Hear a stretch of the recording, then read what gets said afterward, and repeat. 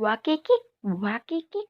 Video iki aku ape bahas 5 hal-hal sing tak alami pas pacaran. Pas pacaran. Hal seneng, hal susah, njur akhire ambyar. Pertama, mesti kok romantis, ya ora nyepam chat. Yang wis udah mandi belum? Lagi apa? Hmm, bla bla bla bla bla pokoknya akeh banget sih. Keloro yo ngajak metu.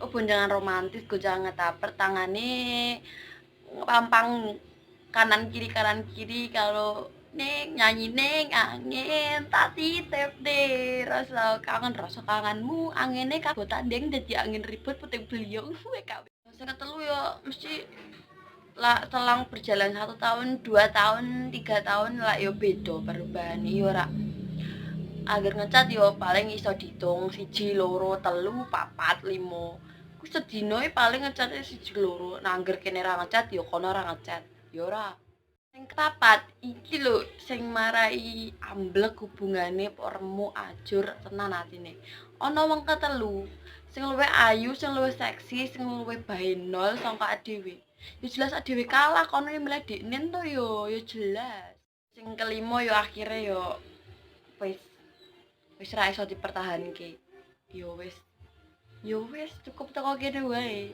yo wis tolong apa kok iki nyolot yo wis tok yo ngopo to kowe iki yo wis nek putus yo wis to kowe milih dekne timbang aku yo dekne sing luwih apik kok aku yo wis yo akhire yo aku putus yo putus yo putus yo wis putus.